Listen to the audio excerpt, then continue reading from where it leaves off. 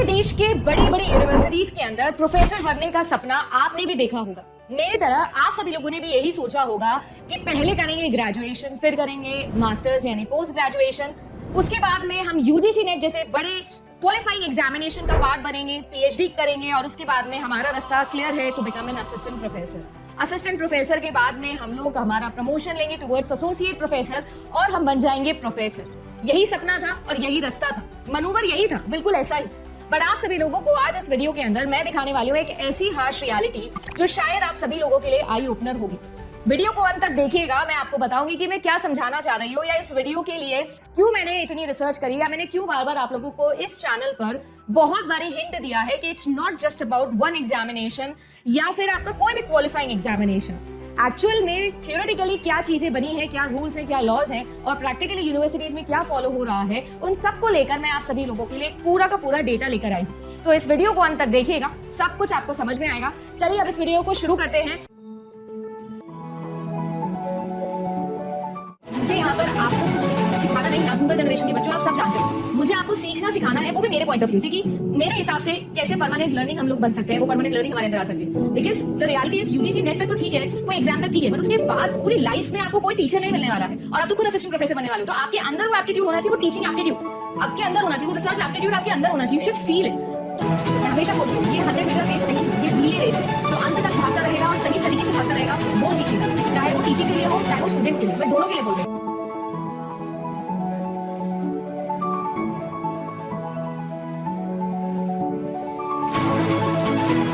UGC net examination के अंदर तो बहुत सारी सक्सेस है जो मैंने आप लोगों को दिखा दी। ये भी बता दिया कि जेआरएफ अड्डा ने कैसे बहुत सारे स्टूडेंट्स का सिलेक्शन करवाया। अब वही सिलेक्टेड स्टूडेंट्स जब पीएचडी करने के लिए अलग अलग कॉलेजेस में जाते हैं, IITs, NITs, IIM, central universities, कुछ डीम्ड यूनिवर्सिटीज, प्राइवेट यूनिवर्सिटी में पहुंचते हैं, तो उनसे कनेक्ट कर मैं उनकी यूनिवर्सिटी के बारे में बहुत सारी जानकारी लेती हूँ। साथ ही साथ अपने पर्सनल लेवल पर भी जितने प्रोफेसर से या और जितने डिपार्टमेंट से मैं बात कर सकती हूँ, उन सबसे कनेक्ट करके आप सभी लोगों के लिए मैं ये वीडियोस लेकर आती हूँ। अगर आप सभी लोग मुझे पहली बार देख रहे हैं तो चैनल पर जाइएगा और देखिएगा कि एपीआई को लेकर या बाकी सभी असिस्टेंट प्रोफेसर की या यूजीसी नेट से नौकरी लगती है या नहीं लगती है, उन टॉपिक्स पर मैंने अपना क्या व्यू पॉइंट दिया है। उसी के बिहाफ पर इस वीडियो को आगे कंटिन्यू करिएगा, आपको समझ में आ जाएगा कि मैं यहाँ पर आपको क्या बोलने आई हूँ। अब हार्श रियलिटी जो मैंने थंबनेल पर लिखी है वो मैं आप लोगों को समझाती हूँ कि है क्या। एक्चुअली में हम लोगों को लगता है कि बहुत ही सीधा सिंपल सा रास्ता है असिस्टेंट प्रोफेसर बनने का। पिछले 2 सालों में यूजीसी ने इतने रूल्स निकाले हैं, इतने ड्राफ्ट्स निकाले हैं, ये कंफ्यूज करके रख दिया कि असिस्टेंट प्रोफेसर की जॉब आखिर करनी कैसे है। बट एक्चुअली में प्रैक्टिकल लेवल पर अगर मैं बताऊं तो ग्राउंड लेवल पर अभी तक कुछ भी चीज नहीं हुआ है। जो सदियों से चला आ रहा था, जो सालों से चला आ रहा था, वही चला आ रहा है। अभी भी वही डोमिसाइल क्राइटेरिया चल रहा है, अभी भी नेगोशिएशन चल रहे हैं। और आप सभी लोगों को मैं ये भी बता दूं कि सालों साल वैकेंसीज की कमी दिनों दिन बढ़ती जा रही है। हमारे जो आदरणीय प्राइम मिनिस्टर जी हैं वो हमारी स्पीच के अंदर आकर ये कह जाते हैं कि 41% से ज्यादा टीचर पोस्ट वेकेंट है, इतने % जो है वो टीचर्स की हमें रिक्वायरमेंट है। बट जब पोस्ट निकलने की बात आती है तो डिपार्टमेंट वाइज अगर मैं अपने पर्सनल लेवल पे बताऊं, मैं राजस्थान को बिलोंग करती हूँ, जयपुर से, और राजस्थान यूनिवर्सिटी के अंदर पिछले 12 से 13 साल में कंप्यूटर साइंस की 100 वैकेंसी भी नहीं आई होगी। यानी कि आप देख सकते हो कि वाकई में इतना एक्यूट एकदम ये सूखा पड़ा हुआ है अगर वैकेंसी की हम लोग बात करें।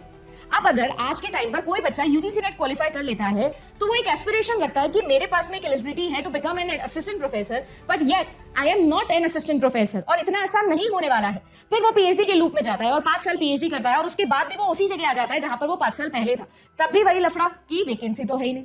और फिर चाहे वो 5 साल पहले हो या पीएचडी के 5 साल बाद हो, हम लूप में जाते हैं, उस लूप में जिसे हम कहते हैं कॉन्ट्रैक्चुअल बेसिस, एडहॉक बेसिस, जहां वैकेंसी निकलती है, चाहे वो गवर्नमेंट हो या प्राइवेट हो, हम वहां पर जाने की बात करते हैं। अब मैं आपको समझाती हूँ बेसिक सेंस में। जब हम हमारे देश में टीचर बनना चाहते हैं तो 2 तरीके की वैकेंसी आपकी निकलेगी, एक आपके स्कूल लेवल पर और एक आपके कॉलेज लेवल पर। अगर आप कॉलेज लेवल पर जाना चाहते हो तो आप लोगों के लिए वीडियो काम का है। स्कूल लेवल पर अगर आप जाना चाहते हो तो आप सभी लोगों के लिए किसी और दिन में आऊंगी और बात करूंगी। आज मैं बात करना चाहती हूँ कि अगर आप कॉलेज लेवल पर, यूनिवर्सिटी लेवल पर असिस्टेंट प्रोफेसर बनना चाहते हैं तो आपके पास में 2 ऑप्शन है, या तो आप लोग गवर्नमेंट सेक्टर में जा सकते हैं या प्राइवेट सेक्टर में जा सकते हैं। जब मैं बात करती हूँ गवर्नमेंट सेक्टर के अंदर, अगर एलिजिबिलिटी की बात करूँ तो आपके पास में जो है वो होना चाहिए यूजीसी नेट क्वालिफिकेशन फिलहाल के तौर पर, आपके पास में एक पीएचडी होना चाहिए। और अगर मैं बात करूँ तो इन दोनों के लिए ही इंपॉर्टेंस अभी भी उतनी है क्योंकि एपीआई का अभी भी उतना ही इफेक्ट होता है कुछ यूनिवर्सिटीज के अंदर। जी हाँ, स्टार पॉइंट या टर्म्स एंड कंडीशन इस वीडियो के अंदर ये हमेशा अप्लाई होगी क्योंकि ये जो भी मैं रूल आपको बता रही हूँ ये कोई पर्टिकुलर किसी एक यूनिवर्सिटी का नहीं हो सकता। यूनिवर्सिटी टू यूनिवर्सिटी ये सारी चीजें आप लोगों की चेंज होती है। फॉर एग्जाम्पल, अगर आप सभी लोग नॉर्थ ईस्ट की कोई सेंट्रल यूनिवर्सिटी उठाओगे, झारखंड की कोई सेंट्रल यूनिवर्सिटी उठाओगे तो अलग तरीके के नॉर्म्स चल रहे होंगे। दिल्ली की सेंट्रल यूनिवर्सिटी या दिल्ली यूनिवर्सिटी की बात करोगे तो अलग नॉर्म्स चल रहे होंगे। राजस्थान यूनिवर्सिटी में आ जाओगे तो बिल्कुल अलग नॉर्म्स चलेंगे। और इसीलिए अगर आपने नोटिस किया हो तो जगदीश कुमार जी ने अभी अभी अनाउंस किया था, जो कि यूजीसी के चेयरमैन है, कि अगर rules and regulations properly follow नहीं किए जाएंगे तो उस यूनिवर्सिटी को बैन कर दिया जाएगा। ये न्यूज उसी को रिफ्लेक्ट करती है कि एक्चुअली में अंदर कितना सारा करप्शन चल रहा है, घपला चल रहा है। मैं किसी को ब्लेम नहीं कर रही हूं, बट मैं इन जनरल आप स्टूडेंट से बात करने आई हूं। अगर आप लोग समझो तो गवर्नमेंट सेक्टर के अंदर अगर आप लोग असिस्टेंट प्रोफेसर बनना चाहते हो तो यूजीसी नेट मिनिमम क्वालिफिकेशन है। बट अगर आप लोग इंटरव्यू पैनल में बैठते हो और आपके साथ में एक ऐसा कैंडिडेट होता है जिसके पास में पीएचडी है तो 100% उसको चांस मिलने वाला है। इवन मैं ये भी कह देती हूँ कि अगर आपके साथ कोई ऐसा बैठा है जिसकी जैक है तो 100% उसको चांस मिलने वाला है। पैनल के अंदर अगर कोई भी एक ऐसा बंदा बैठा है जिसको आपके गाइड ने बता दिया है कि ये मेरा स्टूडेंट आने वाला है, या वाइस चांसलर के पास में जो एक्स्ट्रा पावर्स होती है अगर वो आप लोगों की यहाँ पर इम्बाइब हो चुकी है तो 100% आपकी जगह उनको यहाँ पर सीट मिलने वाली है। तो कुल मिला के मैं ये बता दूं कि अगर आप ऐसा सोचते हो कि यूजीसी नेट क्वालिफाई कर लिया तो भैया हो जाएगा, तो आप सभी लोगों को जागना पड़ेगा, क्योंकि ऐसा नहीं होता है। जब सैलरी की बात करते हैं तो यूजीसी नेट एग्जामिनेशन क्वालिफाई करने के बाद असिस्टेंट प्रोफेसर के लिए जो सैलरी है गवर्नमेंट डोमेन के अंदर 57,000 के आसपास का अमाउंट स्टार्टिंग सैलरी होती है। उसके बाद में ये सैलरी जो है 6,000 ग्रेड पे से बढ़कर 1,10,000 तक हो जाती है। अगर मैं बात करूं 7th पे कमीशन के अकॉर्डिंग, स्क्रीन पर इस वक्त आपको दिख रहा होगा कि ये पे कमीशन के अकॉर्डिंग कितनी वैकेंसीज कितनी सैलरीज आप लोगों की बन रही है।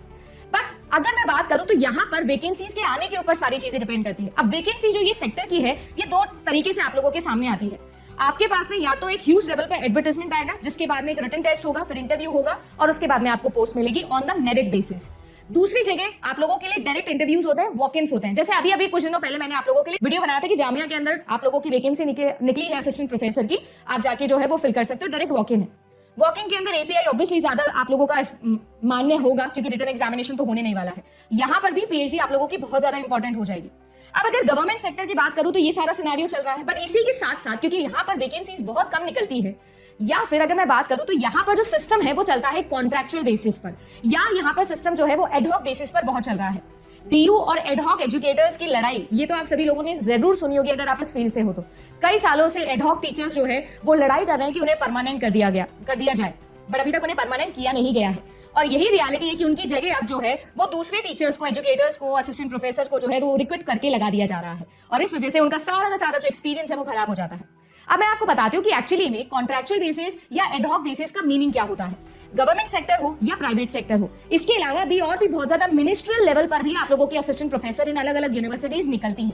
जैसे नेशनल इंपॉर्टेंस के जो इंस्टीट्यूट्स होते हैं उनमें भी मिनिस्ट्री के थ्रू डायरेक्टली यहाँ पर नोटिफिकेशन आते हैं। ये इतना इंटरनल होता है कि आपको इसके बारे में पता भी नहीं चलेगा अनटिल एंड अनलेस आप इंडल्ज नहीं हो इस प्रोसेस में, या आप एक ऐसे व्यक्ति से कनेक्टेड नहीं हो जो खुद इस सिस्टम का पार्ट हो। दैट मीन्स एक अच्छा गाइड वो भी आपको आपके पीएचडी के दौरान मिलेगा।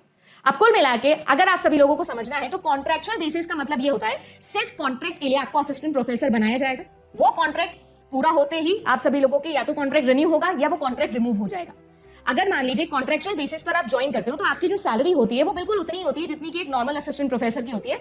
ये भी अगर यूनिवर्सिटी टू यूनिवर्सिटी डिफर कर सकता है। अप्रोक्सीमेटली 50 to 52,000 रुपीज आप लोगों को स्टार्टिंग सैलरी मिलती है।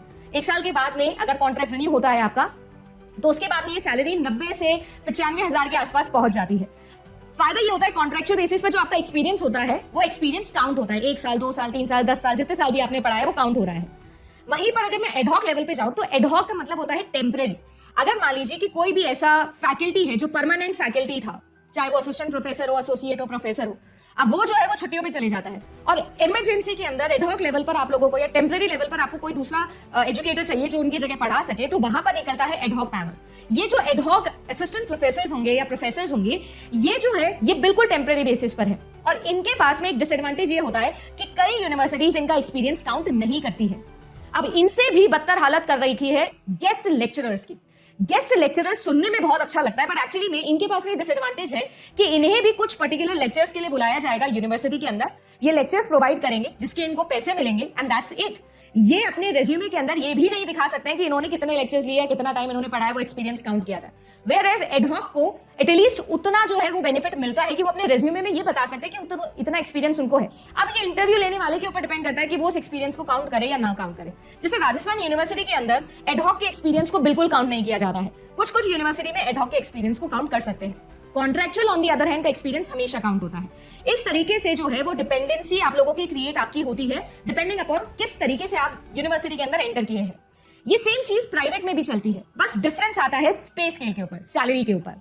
अगर मैं हार्श रियलिटी की बात करूं तो एक वही बच्चा जिसने यूजीसी नेट क्वालिफाई किया है, जब वो प्राइवेट इंडस्ट्री के अंदर एंटर करता है तो कभी कभी उसको 90 से 1 लाख 90,000 से 1 लाख रुपए भी मिल सकते हैं, तो उसे 27,000 रुपए से 30,000 रुपए भी मिल सकते हैं स्टार्टिंग लेवल पर। ये रियलिटी है, ऐसा होता है। मेरे बहुत सारे दोस्त हैं जो इस लेवल पर गेस्ट लेक्चरर के तौर पर काम कर रहे हैं, बहुत सारे स्टूडेंट्स भी हैं जो इस तरीके से अभी तक काम कर रहे हैं।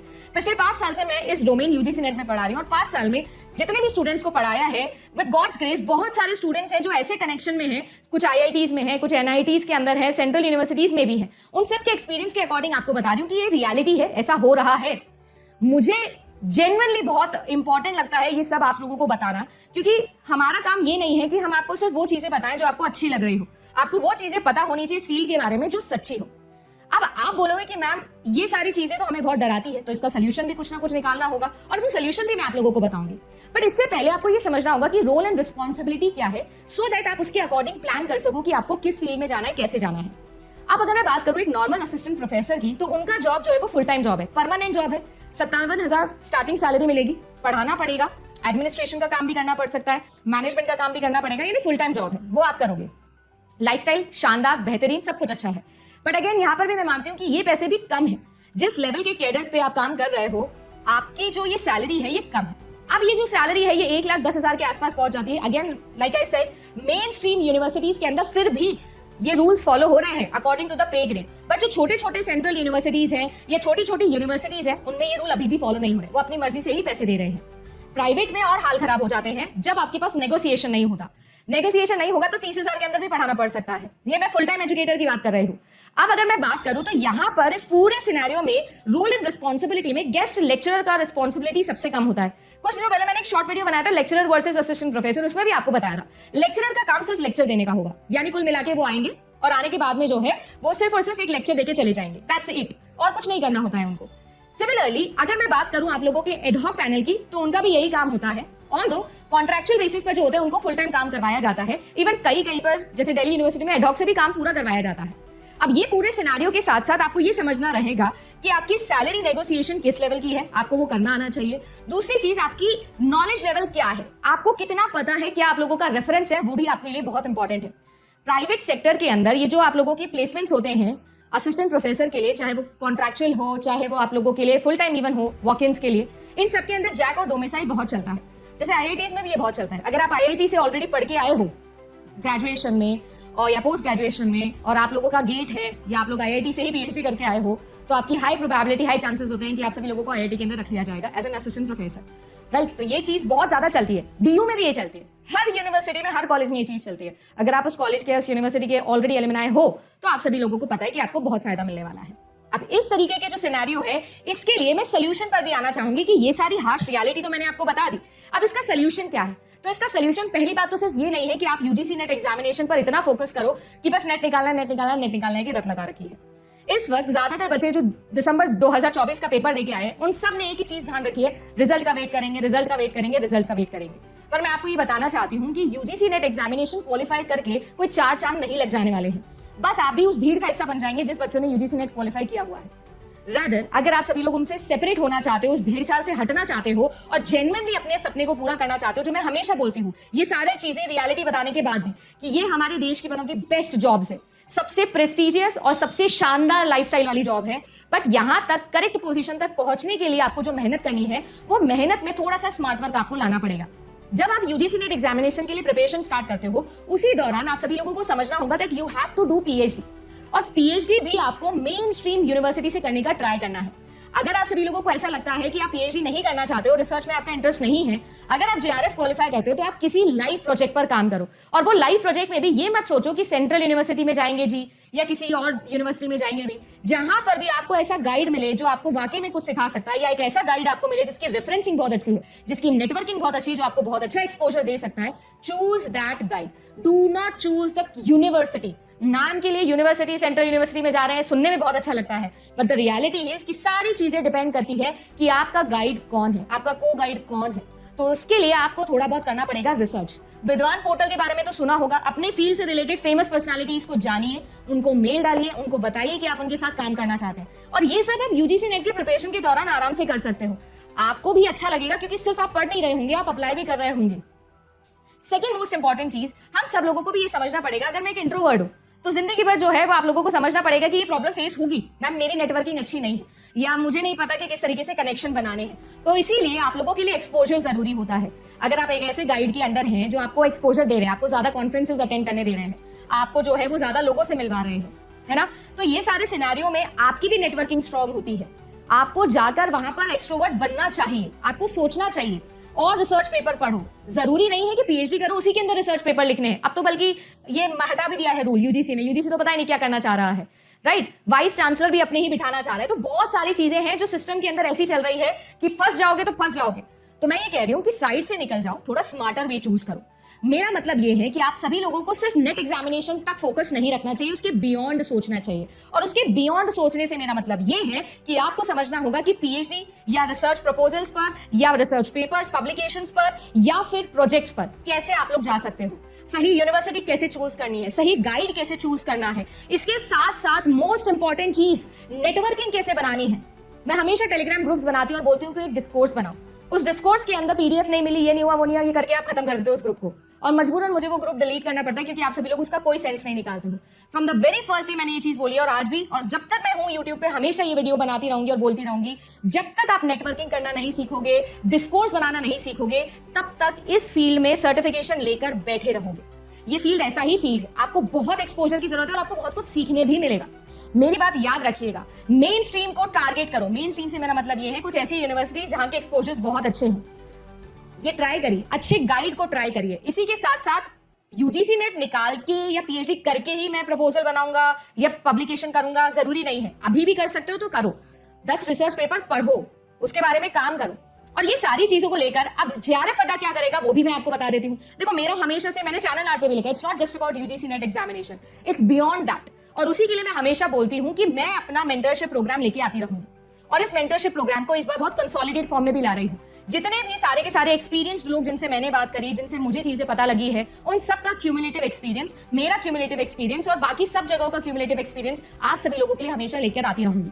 Stay connected, stay tuned to JRF Adda. इसके अलावा ऑफलाइन मीटअप्स भी हम लोग इस साल कंडक्ट करने वाले हैं, और उसका भी मोटिव यही होगा कि ये सारी बातें मैं आपसे कर सकूं। सैलरी पे, आपके नेगोशिएशन पे, आपके एक्सपर्टीज के ऊपर, प्रपोजल्स के ऊपर, पब्लिकेशंस के ऊपर, कैसे गाइड पिक करना है, कैसे आप लोगों को यूनिवर्सिटी पिक करनी है, नेटवर्किंग कैसे बनानी है, इन सब चीजों के ऊपर हम जयपुर वाले मीटअप पे भी डिस्कशन करेंगे, जो कि होगा जब भी रिजल्ट आता है उसी वीक के संडे पर। इफ यू रियली थिंक इस वीडियो में मैंने आपको कुछ भी मीनिंगफुल बताया है तो वीडियो को लाइक जरूर करना। अगर ऐसा लगता है कि कोई पॉइंट मैंने मिस कर दिया है तो कमेंट सेक्शन में मुझे जरूर बताना। अगर आपको ऐसा लगता है कि मुझे कुछ करेक्ट करके बोलना चाहिए था तो भी कमेंट सेक्शन में जरूर बताना, और ये भी बताना कि आप सभी लोगों को क्या चाहिए कि मैं ऐसे वीडियोस और बनाऊं कि नहीं बनाऊं। Thank you so much for watching this video. मिलते हैं आप सभी लोगों से हमारे नेक्स्ट वीडियो के अंदर, और याद रखिएगा ये मुश्किल सफर है, पर अगर इस सफर में थोड़ी स्मार्टनेस ले आओगे तो ये मंजिल बहुत सुहानी लगने वाली है। Good luck.